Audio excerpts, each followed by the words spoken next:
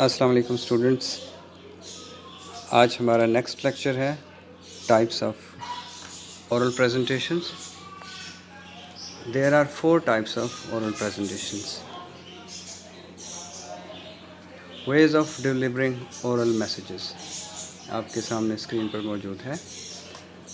A speaker may select one of 4 ways of delivering a speech. जब भी कोई speaker audience के सामने शॉर्ट या लॉन्ग स्पीच करता है तो उसके पास 4 ऑप्शंस होते हैं कि वो उनमें से किसी एक को सिलेक्ट करे और उसको सिलेक्ट करने के बाद वो स्पीच दे। फर्स्ट है एक्सटेम्पोरेनियस, सेकंड है reading, third memorisation and the fourth is impromptu. हम फर्स्ट को डिस्कस करते हैं, एक्सटेम्पोरेनियस।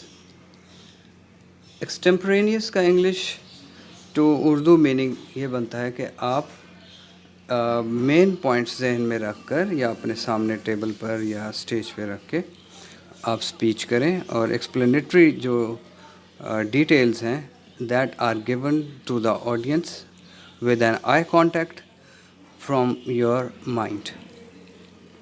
इसकी डेफिनेशन है, a speaker opting for extemporaneous way of delivering an oral message uses notes, outline और main points for on stage help. यानी extemporaneous speech के लिए जो कि ओरल मैसेज है, ज़ुबान से वर्बल मैसेज है, इसमें नोट्स यूज़ किए जा सकते हैं, आउटलाइन होती है, ये मेन पॉइंट्स लिख कर स्टेज पर रख के वो हेल्प ली जा सकती है। He or she usually may use 3x-inch cards or full sheet of paper. 3x5-inch कर लें इसको, 3x5-inch cards और full sheet of paper as notes for the remarks. यानी इसके लिए दो तरह से आप यूज़ कर सकते हैं। नंबर 1 है 3x5-inch कार्ड्स भी यूज़ कर सकते हैं, फुल शीट पेपर भी यूज़ कर सकते हैं, जैसे आपको फैसिलिटी फील हो।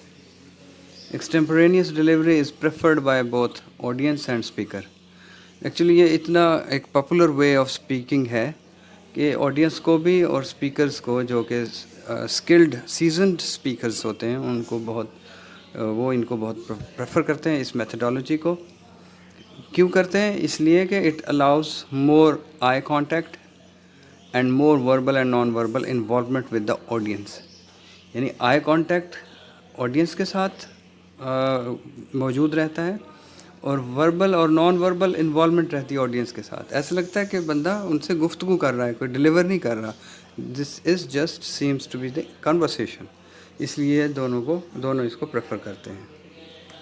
नेक्स्ट है जी रीडिंग। जैसा कि नाम से ज़ाहिर है, स्पीकर जो है वो रीड करने के लिए एक पेपर फुल स्पीच लिख कर लेकर आता है और अपने सामने स्टेज पर रख कर उसको देख के पढ़ लेता है।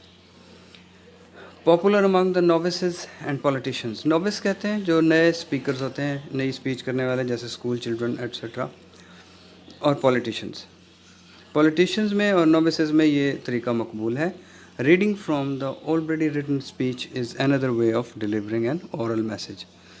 ये जो है रीडिंग ऑलरेडी रिटन स्पीच, पहले से लिखी गई जो तकरीर है, उसको डिलीवर करना, ओरल मैसेज को डिलीवर करना रीडिंग कहलाता है।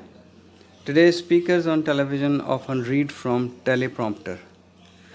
आजकल आपने देखा होगा कि टेलीविज़न में जो न्यूज़ कास्टर बैठी होती हैं या बैठे होते हैं, वो ऑडियंस की तरफ देख के सारी जो न्यूज़ है वो पढ़ देते हैं। ये कैसे होता है?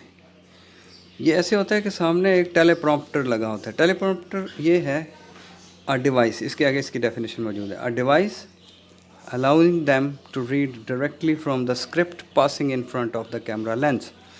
कैमरा लेंस के सामने से जो न्यूज़ है वो रोल कर रही होती है, उधर से रीड अबाउट करते हैं और रीड करके फिर उसको बताते रहते हैं। दैट इज़ वाई हमें फील होता है, we feel that they are looking at the audience. Normally usually they are looking at the script which is going and passing in front of them. Next है जी, few speakers cram complete speeches. ये memorization से ताल्लुक़ रखता है। Memorization means cramming something word by word. Few speakers cram complete speeches. بہت کم speakers جو ہیں وہ کمپلیٹ اسپیچز کو میمورائز کرتے ہیں and reproduce those in front of the audience, اور ریپروڈیوس کر دیتے ہیں، بول دیتے ہیں آڈینس کے سامنے. اس میں رسک فیکٹر ہوتا ہے. ایکچولی اگر بھول جائے کوئی انسان ایک ورڈ بھی تو پھر وہیں پہ پھر رک جاتا ہے، وہ اسٹاپ ہو جاتا ہے.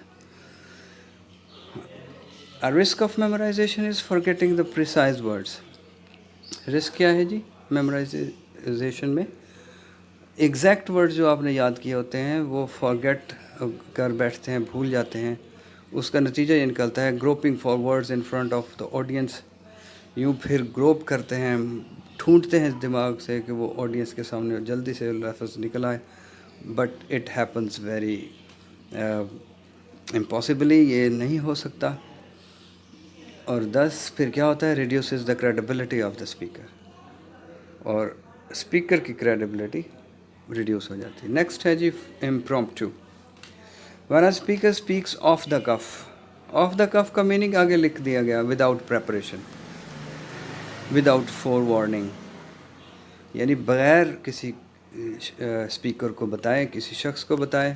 آپ اسٹیج پہ کھڑے ہو کے فوراً ان کو بلا رہے ہیں اور کہیں جناب آئیں آپ اپنی ویوز دیں. That is called impromptu. This happens say means for example when a person is invited on the stage for their views. بعض اوقات ایسا ہوتا ہے کسی شخص کو اسٹیج پر بلا لیا جاتا ہے ان کے ویوز کے لیے. اچھا، بہت ساری پرسنالٹیز، میں نے ایک ایگزامپل اس میں کوٹ کیا ہے، بہت ساری پرسنالٹیز ایسی ہیں جو سچویشنز کے مطابق پہلے سے ہی وہ اسپیچ کو، ریمارکس کو پریپیئر کر لیتے ہیں ایٹ ہوم. جیسے پرائم منسٹر سر ونسٹن چرچل، جو کہ لٹریچر میں نوبل پرائز ونر ہیں. وہ گھر پہ ہی ریہرس کرتے تھے امپرومپٹو ریمارکس کے لیے، اور پھر وہ ہاؤس آف دا کامنس میں جا کے وہ ڈلیور کرتے تھے، اور یہ امپریشن دیتے تھے کہ انہوں نے at the spur of the moment بات کی ہے.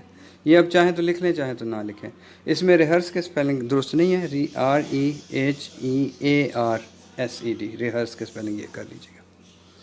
اوکے جی، اللہ حافظ.